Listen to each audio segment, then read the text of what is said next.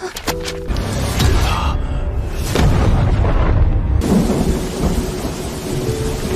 guys, selamat bertemu kembali di Akur Channel. Saat ini Mimin akan membagikan kembali alur cerita Swallow Star episode 511 sampai 512 atau episode 537 sampai 538 dan tak bosan-bosannya, Mimin ingin memohon maaf yang sebesar-besarnya untuk adegan dalam video dengan alur cerita akan sangat berbeda.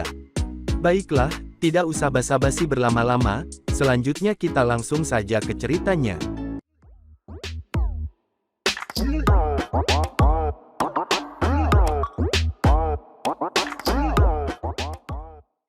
Di episode sebelumnya, diceritakan Lu Feng yang begitu banyak menerima undangan pertarungan, sehingga sampai dengan 100.00 undangan pertarungan, dan kemudian, Lu Feng bersama dengan rekan aliansi Hongnya, mencoba berlatih di dunia virtual, untuk mengetahui seberapa besar kekuatan tubuhnya, tanpa senjata tambahan seperti di dunia nyata, dan diceritakan juga Kaisar 7 Pedang yang juga ingin mengetahui Lu Feng yang sebenarnya.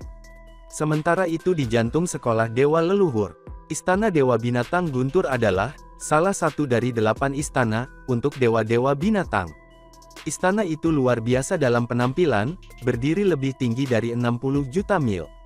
Di dalam istana ada ruang waktu, yang berisi pemandangan indah, termasuk sungai, gunung, gurun, ladang es, dan salju. Jauh di dalam rentang pegunungan, yang tak berujung itu, terdengar suara yang berulang muncul seperti napas. Diameter ruang waktu melebihi 1 tahun cahaya, dan setiap areanya berisikan dengan dentuman petir dengan angin yang sangat menderu, menghancurkan banyak gunung, mengeringkan danau dan sungai, dan mengaduk-aduk pasir dari padang pasir. Untungnya, tidak ada makhluk lain di seluruh ruang waktu ini. Siapa yang berani mengganggu tidurku, ucap suara menggema dan bergemuruh. Beberapa puncak gunung yang tak berujung itu, didorong ke atas. Dewa binatang raksasa bersayap 3, berkuku yang ditutupi rambut hijau, lebih dari 50.000 mil, berdiri. Dengan setiap langkah yang diambil, bumi berguncang dan gunung-gunung pun runtuh.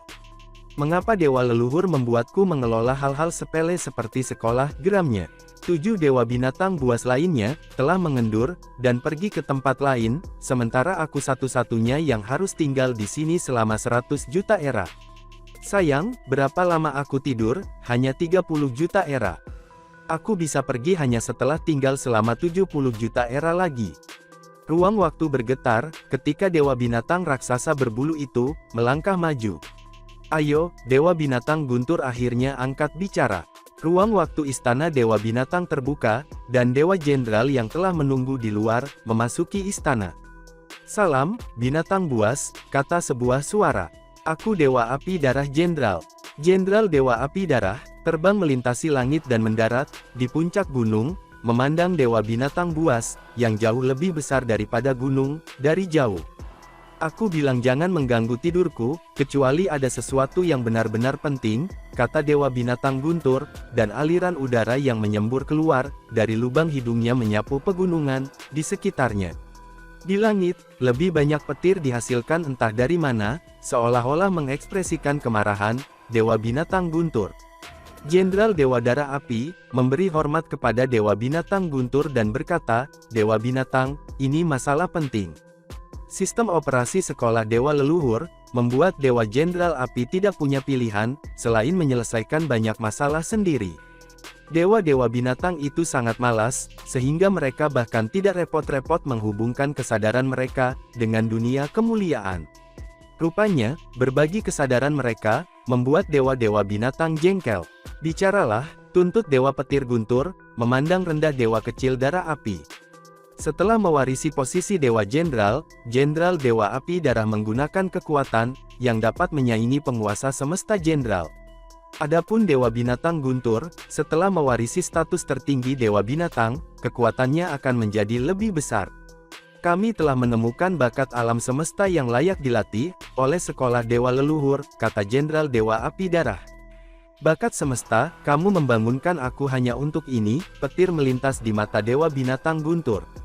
Dia hanya penguasa sektor, namun dia dapat menyerang dan membunuh batas kaisar, kata Jenderal Dewa Api Darah. Kata Dewa Binatang Guntur. Organisme khusus yang kuat. Mata Dewa Binatang Guntur menyala. Sekolah dewa leluhur dibutuhkan untuk mengolah makhluk besar juga. Sebagai contoh, penekanan besar diberikan pada Kaisar Zhu Chong untuk kultivasinya. Begitu sekolah dewa leluhur menghargai makhluk-makhluk besar, segalanya akan berubah berbeda bagi mereka. Tapi masalahnya adalah, sekolah dewa leluhur sangat pemilih. Bahkan tidak peduli tentang apa yang disebut talenta tak tertandingi dari alam semesta seperti Kedi. Tidak, dia adalah manusia, kata Dewa Api Darah Jenderal, tetapi dia mampu membunuh batas kaisar, bahkan selama periode penguasa sektoralnya, bahkan memukul dan membunuh dengan bertarung. Karena ia menggantikan Dewa Binatang Buas, dalam mengelola sekolah dewa leluhur, Dewa Jenderal Api Darah memiliki pengetahuan luas. Ketika sampai pada hukum, tentang bagaimana alam semesta bekerja, sekolah dewa leluhur tidak diragukan lagi, memiliki pemahaman yang paling mendalam. Membunuh dengan bertarung, ini bertentangan dengan hukum alam semesta, kata Dewa Binatang Guntur dengan suara gemuruh. Dengan beberapa harta yang sangat kuat, akankah mungkin, bagi penguasa sektor, untuk membunuh kaisar pada tingkat batas, dengan melancarkan serangan menyelinap? Tapi manusia ini membunuhnya dengan cara berduel, makhluk besar dari tingkat batas kaisar, akan mengalahkan penguasa sektor dengan mudah, dengan serangan jiwa mereka, dan serangan kekuatan tubuh abadinya. Menurut intelijen dari sekolah dewa leluhur, ketika dia berada di neraka es, dia bisa menyembunyikan napasnya dengan harta yang tak ternilai, sehingga memungkinkannya untuk bertarung dengan batas kaisar, lanjut Jenderal Dewa Api. Dan dia bisa menahan serangan jiwa, dan serangan zat. Kekuatannya bahkan bisa membunuh kaisar di level batas. Mendengar itu, ada cahaya di mata besar Dewa Binatang Guntur. Dia telah menerima perlakuan khusus, memungkinkannya untuk melanggar hukum alam semesta, dalam beberapa hal, tanpa ditekan oleh hukum. Dewa Binatang Guntur tahu betul, apa artinya ini. Alam semesta itu adil, armor penambah kekuatan seperti armor jenderal dan armor raja, memberi beban besar pada tubuh seseorang. Misalnya, hanya tubuh yang 10.000 kali lebih kuat, dari kekuatan penguasa sektor, yang bisa mengenakan baju besi raja. Bahkan binatang bertanduk emas, hanya bisa memakainya, setelah membudidayakan buku 9 jilid. Oleh karena itu, tanpa buku 9 jilid yang luar biasa, tidak mungkin untuk menggunakan baju besi jenderal, baju besi raja, jiwa jenderal, dan sejenisnya. Tanpa barang-barang ini, Luo Feng, sebagai penguasa sektor, hanyalah bakat tak tertandingi, paling-paling yang bisa menyaingi Kedi, tetapi tidak bisa membunuh batas kaisar. Melanggar hukum operasi semesta, tanpa ditekan olehnya, kata Dewa Binatang Guntur dengan suara gemuruh. Mulai sekarang, aku akan memperhatikannya. Dewa Binatang Guntur, kata Dewa Jenderal Api. Karena dia telah membunuh para kaisar pada level terbatas, sebagai penguasa sektor, dia menikmati ketenaran besar di alam semesta. Tapi dia manusia, apa yang telah dia capai cukup menakjubkan, meskipun belum ada faksi lain yang memahami implikasinya, kecuali sekolah dewa leluhur. Sejak ia tiba di tanah warisan, banyak ahli waris yang mengundangnya untuk bertarung. Baru saja, manusia ini menerima semua tantangan. Mereka semua, Dewa Binatang Guntur tertegun. Benar sekali, mereka semua. Lebih dari 620.000 pertempuran. 620.000 pertempuran, kata Dewa Binatang Guntur. Siapa namanya? Kaisar Pedang Sungai, kata Jenderal Dewa Darah Api. Rupanya, nama aslinya adalah Luo Feng. Mari kita tunggu dan amati hasil dari 620.000 pertempuran ini, kata Dewa Binatang Guntur. Lawannya adalah bakat tak tertandingi dari seluruh alam semesta. Aku ingin tahu seberapa jauh manusia ini, yang telah berjalan melawan aturan operasi semesta, dapat melangkah maju. Xin pun kemudian dipindahkan ke dunia pertempuran, di dunia kemuliaan, di gurun yang tak berujung. Luo Feng mengenakan baju besi hitam, dan sepasang sepatu bot hitam, dan sepasang sayap dengan sisik. Sayap adalah cara paling nyaman, bagi Luo Feng, untuk terbang dan menghindar.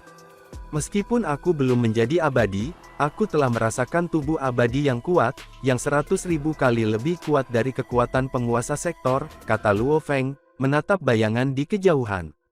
Monster berbentuk ular perak abu-abu, berangsur-angsur naik dari padang pasir. Kepalanya yang berbentuk segitiga tinggi, sementara tubuh abadinya yang besar, tampak tidak jelas di bawah permukaan gurun. Dengan sedikit senyum di wajahnya, Luo Feng berkata, yang pertama dari 620.000 pertempuran aku. Monster perak abu-abu, berbentuk ular perlahan-lahan muncul dari padang pasir. Dengan kepala segitiga tinggi, itu menatap Luo Feng dengan dingin dari kejauhan, dan mencicit dengan suara jutaan kali menggelegar, yang bisa menggores kaca. Kaisar Pedang Sungai, desisnya, berapa banyak poin kemuliaan yang kamu miliki, apakah kamu berani bertaruh dengan aku, seperti gelombang kejut, suara itu membangkitkan pasir dalam jumlah besar. Kamu harus merasa terhormat, menjadi lawan pertama aku di dunia kemuliaan, kata Luo Feng, tersenyum di tengah pasir yang berputar-putar. Makhluk perak abu-abu, berbentuk ular melotot ke Luo Feng. Yang pertama kamu, hahaha. Sungguh menyenangkan bagi aku. 3 poin kemuliaan. Apakah kamu berani? Aku akan memilih 1 titik kemenangan untuk bertarung dengan setiap sainganku, kata Luo Feng. Luo Feng berani, tapi dia tidak bodoh. Dilihat oleh perjuangannya melawan Kaisar Chamen, ia memperkirakan bahwa ia bisa menjadi salah satu yang terbaik di antara pewaris tingkat ketiga, dengan konsepsi dewa binatang buas dan kemauan yang kuat. Namun, jika dia bertaruh dengan taruhan tinggi, dan kehilangan semua poin kejayaannya di awal, dia tidak akan bisa bertarung dengan lawan lainnya. Bagaimanapun, ia telah menerima lebih dari 620.000 pertempuran, bertaruh 1 poin kejayaan untuk setiap pertempuran, sudah pasti cukup. 1 poin, hahaha, yang aku inginkan adalah menang, dan mendapatkan semua poin kejayaan kamu, sehingga pewaris dari ras lain, tidak bisa berperang melawan kamu, kata ular itu dengan puas. Pada saat itu, semua pulau Bauhinia akan tahu bahwa Kaisar Pedang Sungai dikalahkan olehku, Raja Serkapinse. Luo Feng terkekeh, hentikan omong kosong kamu. Kamu hanya pemanasan buat aku. Ayo bertarung. Dengan mencicit dan bergemuruh, aliran arus yang dahsyat melonjak ke langit, membuat seluruh padang pasir bergetar. Sangat bagus, komentar Luo Feng. Dengan matanya menyala, Luo Feng juga menambah napasnya, dengan tajam dan membakar tubuhnya yang abadi. Sementara itu, ketika sayap bersisiknya berkibar, ia berubah menjadi seberkas cahaya, dan terbang ke atas. Saat ia mengayunkan tangan kirinya dengan keras, 600 manik-manik emas terbang melintasi langit. Disimulasikan dalam dunia pertempuran, di dunia kemuliaan, 600 manik-manik emas terbuat dari bahan umum, yang digunakan oleh pembaca roh kaisar tingkat puncak, yang digunakan untuk menempa senjata. Ketika Dewa Binatang itu meraung, dan Raja Serkapinse memekik, dan pertempuran pun dimulai. Hanya beberapa detik kemudian, setelah beberapa lusin gerakan, tubuh abadi Raja Serkapinse dimusnahkan. Tidak, gelombang Raja Serkapinse meratap. Matanya yang dingin, dan seperti ular dipenuhi amarah. Mereka menolak untuk mengakui bahwa mereka telah kalah dari penguasa sektor, terutama di bawah kondisi bahwa mereka berdua bertempur dalam tubuh yang abadi. Dan kemudian, sosoknya mulai buram sampai menghilang. Jelas, itu telah dikeluarkan dari dunia pertempuran. Luo Feng telah pindah ke pertempuran kedua. Selama jeda antara 2 pertempuran, Luo Feng melihat buku hitamnya. Memang, 1 poin kemuliaan telah ditambahkan. 4 poin kemuliaan, katanya. Saingan pertama yang aku pilih sekarang berada di peringkat menengah, dalam daftar pewaris tahap ketiga. Yah, kekuatannya lebih lemah daripada kekuatan Kaisar Chamen. Tanpa didorong ke batasnya, Luo Feng telah mengalahkan lawannya. Dia masih berdiri di padang pasir. Melihat saingan keduanya di kejauhan, Luo Feng tersenyum. Ini dia satu lagi untuk memberiku poin kemuliaan mereka. Pertempuran berlanjut. Alun-alun dunia kemuliaan terbuka, telah berubah menjadi keributan. Saat ini, setidaknya 100 juta ahli waris, termasuk Kaisar 7 Pedang, terhubung dengan dunia kemuliaan, karena mereka telah menerima kabar bahwa Kaisar Pedang Sungai telah mulai menghadapi penantangnya tanpa henti. Apa, kata seorang penonton, kepada penantang yang kalah. Kamu kalah dari Kaisar Pedang Sungai, Tuan Sektor, dia tidak punya harta untuk ditelusuri di dunia pertempuran, dan kamu masih kalah. Hahaha, jadi tidak berguna untuk kalah, tambah yang lain. Aku harap Kaisar Pedang Sungai, tidak kehilangan semua poin kejayaannya terlalu cepat. Awasi aku saat giliran aku untuk melawannya. Pada awalnya, 3 makhluk agung yang kehilangan satu demi satu, menjadi objek ejekan dalam aliansi masing-masing. Meskipun ahli waris yang lain mencibir, mereka juga mengangkat pengawal mereka, karena mereka tahu kekuatan pasangan mereka. Karena lapangan terbuka cukup besar, untuk dihadiri hampir 100 juta pewaris di sana, membentuk kelompok-kelompok kecil ratusan, atau ribuan ahli waris, berita bahwa 3 ahli waris yang hilang berturut-turut, menyebar dengan cepat, di dalam aliansi mereka. Tapi Luo Feng berkelahi dengan sangat cepat. Karena tubuhnya yang abadi pulih sepenuhnya, setelah setiap pertarungan, ia tidak perlu beristirahat sama sekali. Tak lama, dia telah bertarung 1000 pertempuran berturut-turut. Setelah sekitar 11 jam, Luo Feng menghentikan pertarungannya, dan memutuskan untuk istirahat.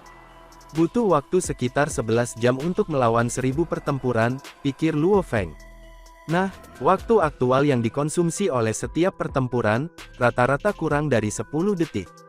Itu adalah peluncuran setiap pertarungan di dunia pertempuran, dan percakapan dengan saingan aku, yang menghabiskan banyak waktu.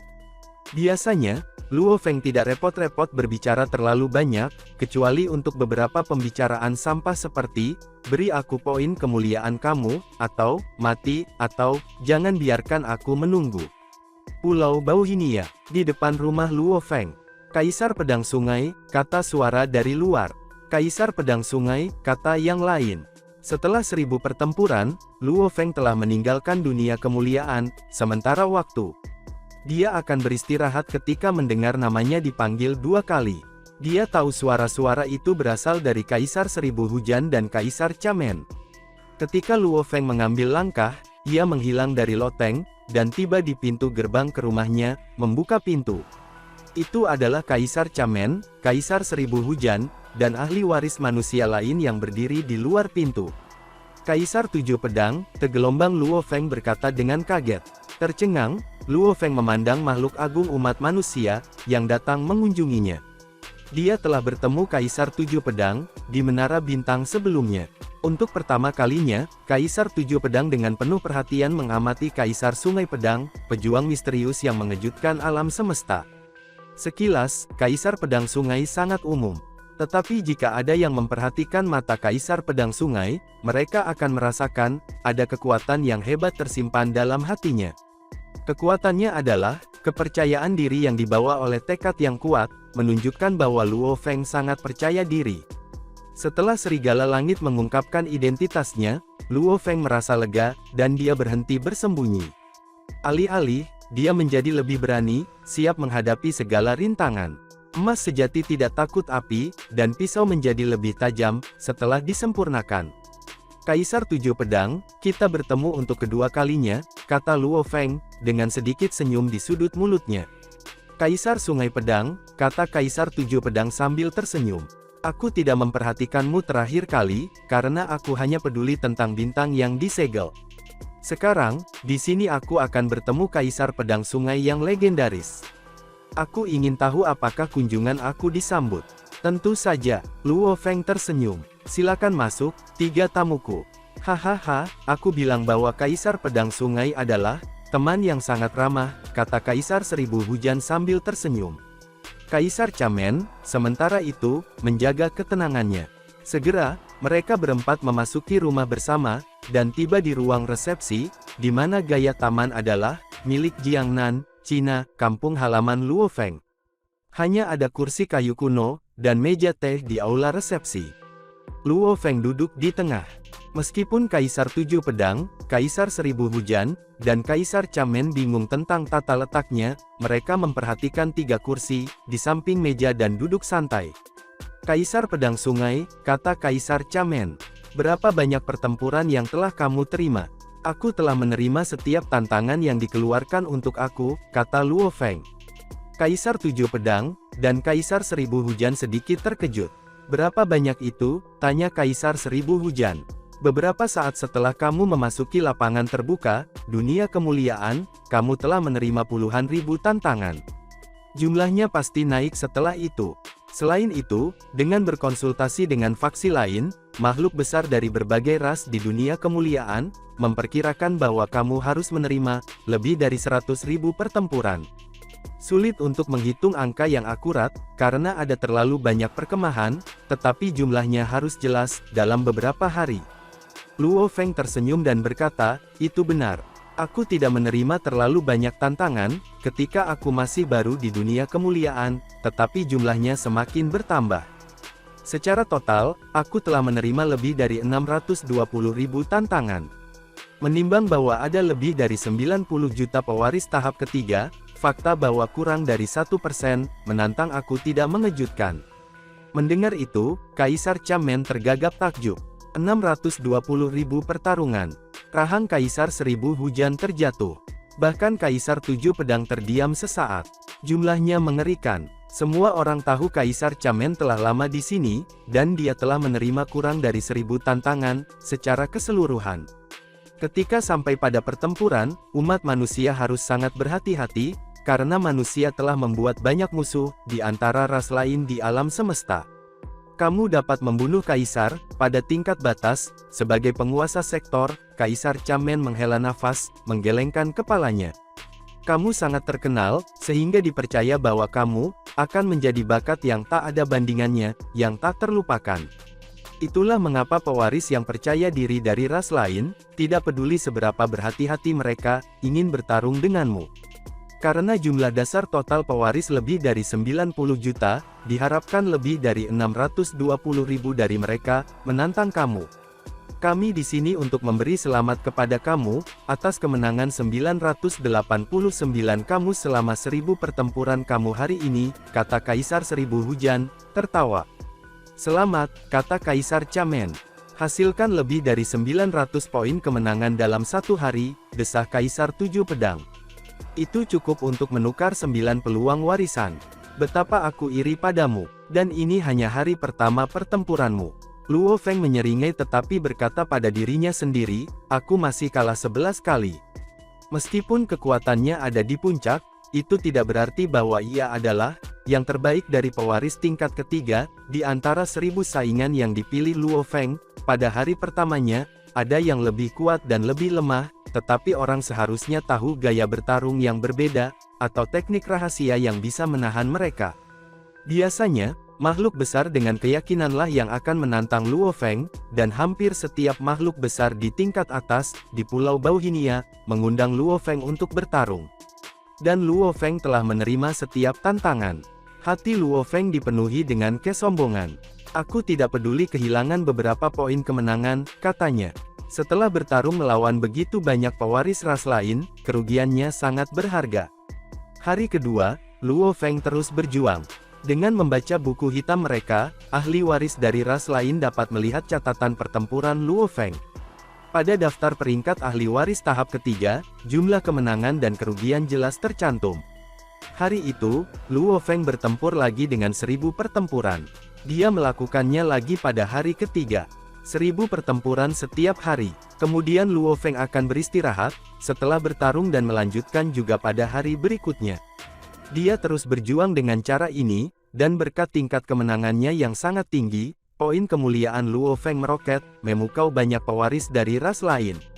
Segera, telah terbukti bahwa Kaisar Pedang Sungai adalah salah satu yang terbaik dari semua 90 juta pewaris tahap ketiga.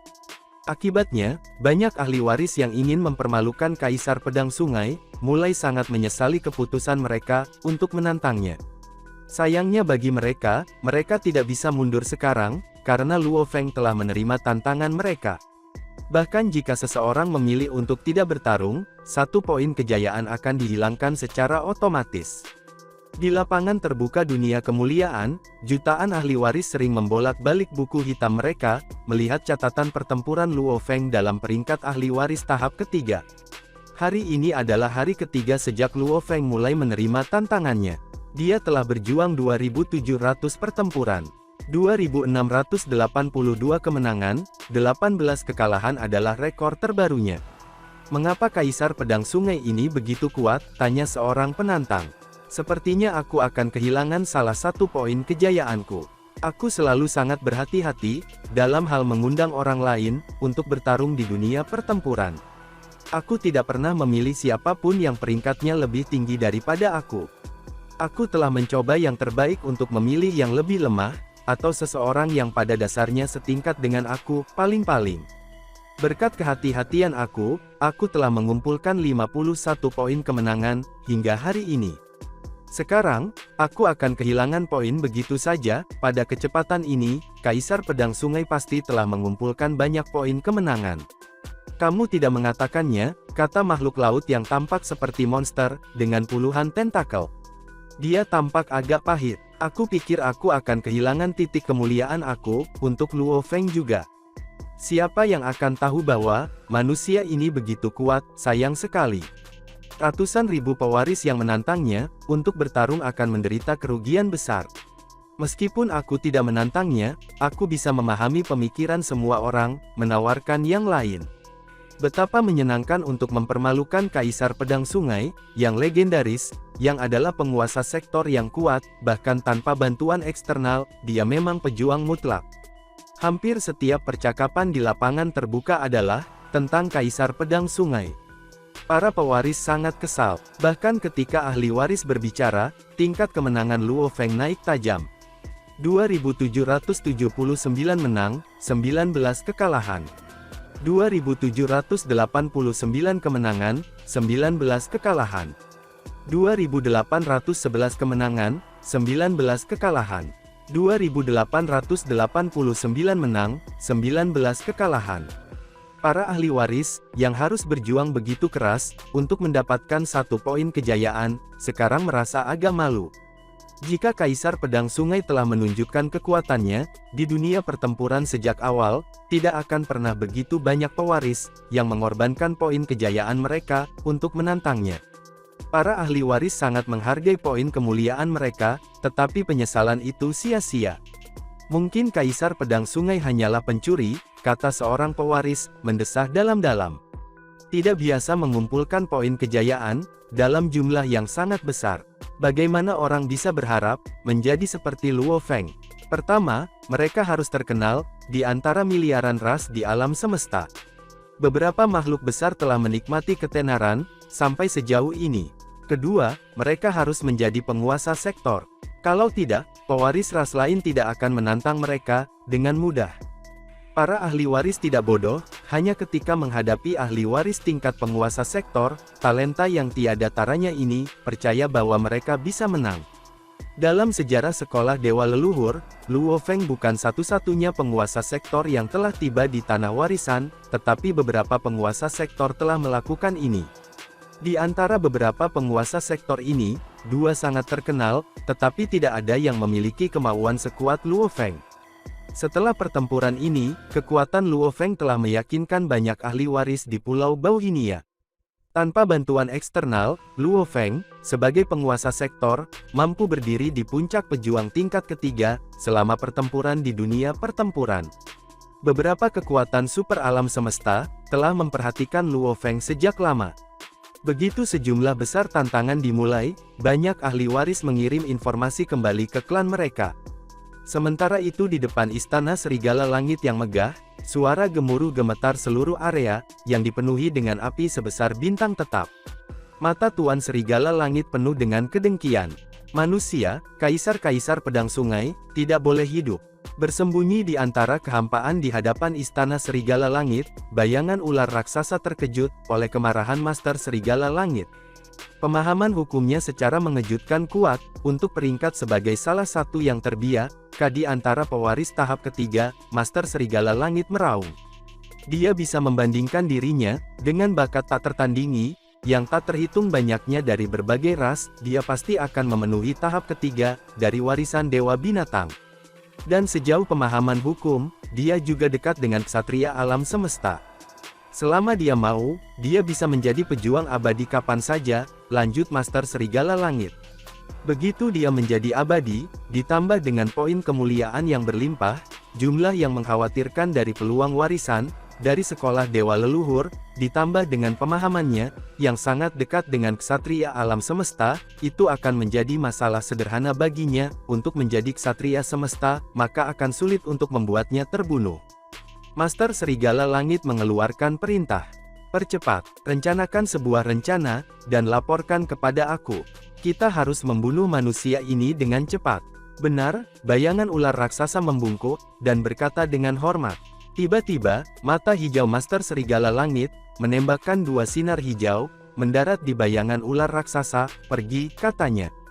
Dihapus dari ruang waktu ini, bayangan ular raksasa itu tiba di ruang waktu, di luar kendali Istana Serigala Langit.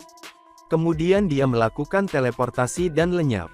Manusia, gerutu Master Serigala Langit saat dia berdiri di depan istana. Mata hijaunya terus-menerus berkedip, dengan niat untuk membunuh. Di antara penguasa semesta klan iblis, Master Serigala Langit jelas salah satu yang paling licik, dan kejam. Ketika aku melihat Kaisar Pedang Sungai sebelumnya, aku tidak menganggapnya serius, karena dia hanya penguasa sektor yang tidak signifikan. Tanpa diduga, dia masih bisa mengalahkan sebagian besar ahli waris, di dunia pertempuran, bahkan tanpa bantuan banyak harta dari dunia luar. Pemahaman hukumnya luar biasa berwawasan luas, akan seperti apa dia nanti, jika dia dibantu oleh sejumlah besar, dari peluang warisan yang akan ia dapatkan. Master Serigala Langit, sekarang menganggap Kaisar Pedang Sungai, sebagai ancaman besar bagi ras iblis di masa depan. Sementara itu di dalam wilayah bintang, yang misterius dan terpencil. Dalam kekosongan, gelombang hitam meluas keluar dalam lingkaran konsentris. Inti dari gelombang hitam adalah, tahta hitam besar yang berdiri setinggi puluhan ribu mil. Di bagian atas belakang tahta, 18 tengkorak emas dari berbagai ras tertanam. Tahta hitam itu adalah, inti dari gelombang hitam tak berujung, yang menutupi miliaran mil dari kekosongan. Siapapun yang melihat tahta ini, mungkin mengira itu adalah, lautan darah yang tak ada habisnya, dengan 18 tengkorak emasnya, yang melekat dan meraung setiap saat. Tiba-tiba, makhluk hebat dengan 9 ekor kalajengking, tergeletak di ambang gelombang. Suaranya menembus gelombang. Ini adalah berita dari pewaris klan kami, di sekolah dewa leluhur. Manusia, Kaisar Pedang Sungai, telah setuju untuk terlibat dalam ratusan ribu perkelahian. Saat ini, ia hanya kalah 19 dari 2.781 pertempuran. Dia, tanpa diragukan lagi, yang terbaik dari pewaris abadi tingkat kaisar, terbaik di Pulau Bauhinia. Dan diprediksi bahwa ia akan dapat menukar poinnya, dengan sejumlah peluang warisan yang mengejutkan. Sangat mungkin, bahwa dia akan menjadi ksatria alam semesta, di masa depan. Hahaha. Tawa yang menembus jiwa, terdengar dari singgasana hitam, menyebabkan ruang waktu, yang sebelumnya tenang menjadi bergetar, dan membangkitkan gelombang hitam, seolah-olah naga hitam yang tak terhitung, saling mengejar satu sama lain, dan berkeliaran di kehampaan. Bakat tak tertandingi telah muncul, dari umat manusia, kata suara itu, dan dia akan menjadi makhluk hebat yang tiada taranya. Bukan kita, klan penjara, tetapi tetangga ras manusia, ras automaton, ras iblis, dan klan serangga, yang paling cemas tentang situasi ini. Hahaha, tunggu dan lihat saja. Upaya pembunuhan yang menargetkan, bakat tak tertandingi manusia ini, akan segera dimulai. Aku berharap untuk melihat apakah manusia ini, akan menjadi makhluk hebat yang tiada taranya, setelah rintangan brutal atau gagal total, di sepanjang jalan. Hahaha, pergi, pergi. Tawa dari tahta hitam bergema di ruang waktu. Pada akhir gelombang hitam, makhluk agung dengan 9 ekor kalajengking, membungkuk dan menghilang. Makhluk-makhluk dari ras penjara, salah satu dari 6 ras puncak, berakar di tempat yang sangat berbahaya di alam semesta, tetapi mereka selamat dari tempat berbahaya, dan membuat nama untuk diri mereka sendiri. Fisik, penampilan, dan esensi kehidupan dari ras penjara, makhluk-makhluk besar ini bervariasi. Beberapa adalah makhluk batu, sementara yang lain terbuat dari daging dan darah.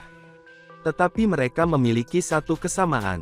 Mereka semua dilahirkan di tempat yang sangat berbahaya itu. Tempat yang mereka sebut penjara, yaitu tempat dari mana mereka mengambil nama mereka. Ditempa oleh banyak kristal, sekelompok istana megah menutupi suatu daerah, dalam beberapa tahun cahaya. Dalam gugusan istana kristal, planet, bintang tetap, dan bintang neutron seperti ornamen yang tertanam di mana-mana. Sin kemudian berpindah ke sebuah menara tinggi, di antara istana-istana berdiri setinggi 3,2 tahun cahaya. Puncaknya yang setajam silet, menembakkan sinar terang ke atas, ke kedalaman langit berbintang, yang tak terbatas. Kemanapun sinar ini bepergian, sebuah lubang akan ditusuk, di planet manapun atau bintang tetap. Kekuatan sinar ini bisa mencapai hampir seluruh bintang, sebelum benar-benar menurun.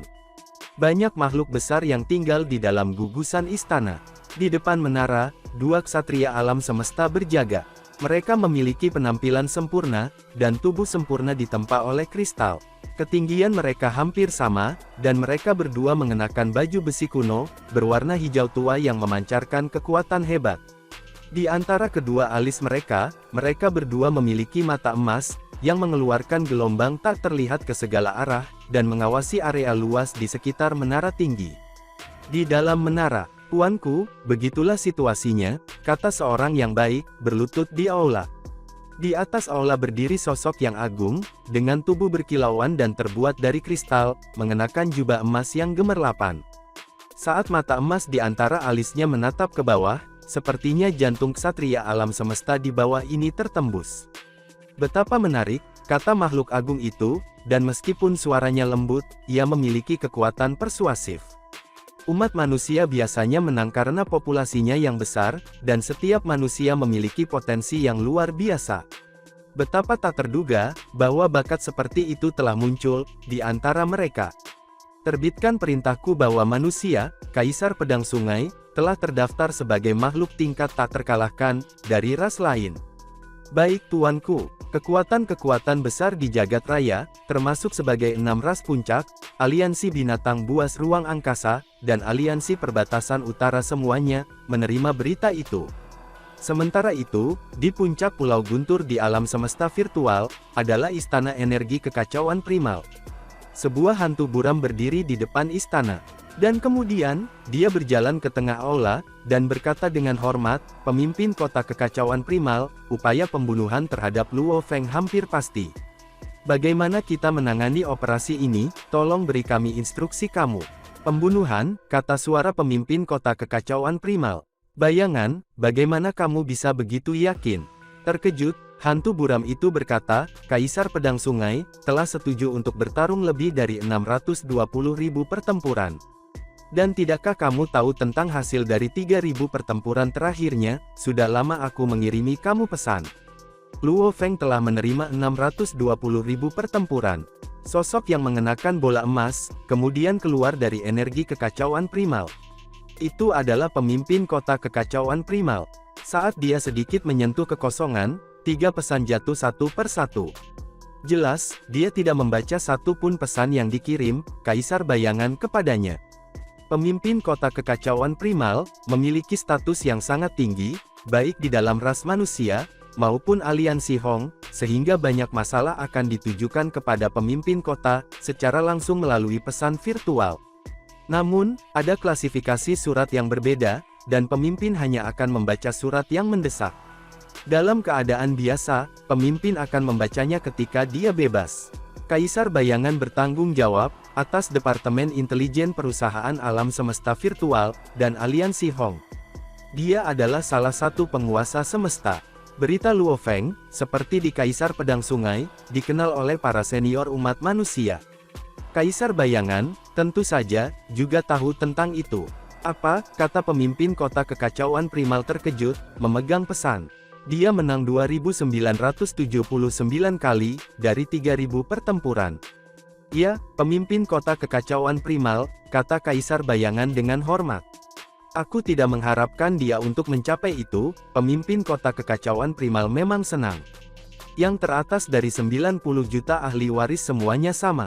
Luo Feng bisa menang atau kalah saat dia bertarung melawan saingannya. Pintu terbuka, dan prajurit bertopeng klan Kongwan, masuk tanpa dihadang oleh penjaga.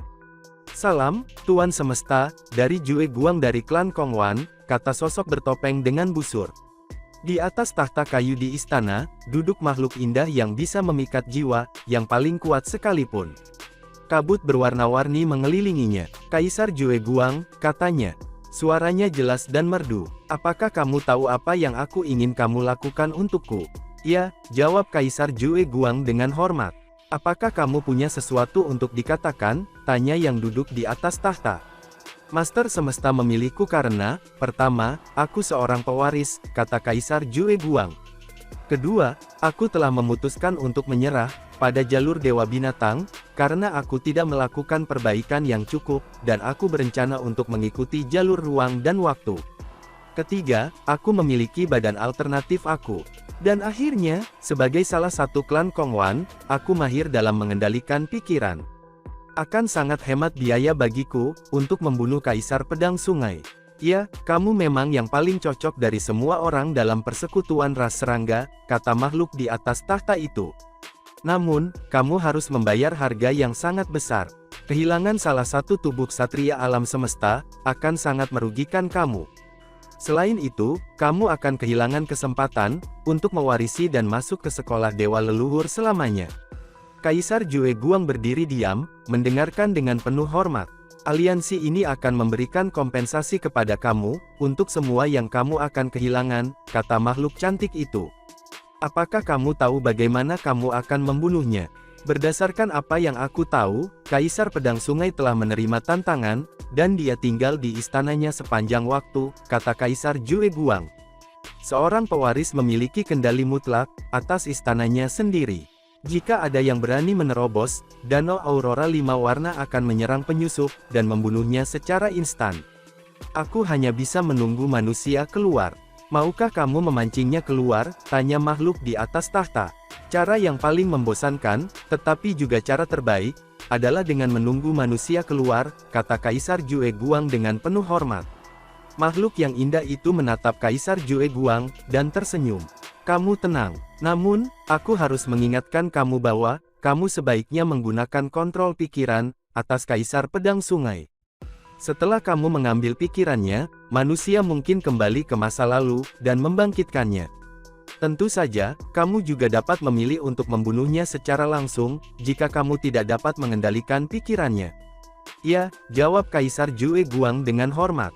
Dan, adegan ini pun mengakhiri pertemuan kita saat ini. Terima kasih kepada semua yang telah menyimak, sampai dengan akhir video kali ini, dan juga Mimin ingin mengucapkan terima kasih yang sebesar-besarnya, kepada semua, yang sudah subscribe Akur Channel, semoga semuanya dimudahkan rezekinya, dan dilancarkan segala urusannya, juga disehatkan selalu setiap saat, dan terhindar dari segala penyakit, amin. Sampai jumpa di episode selanjutnya ya guys, terima kasih.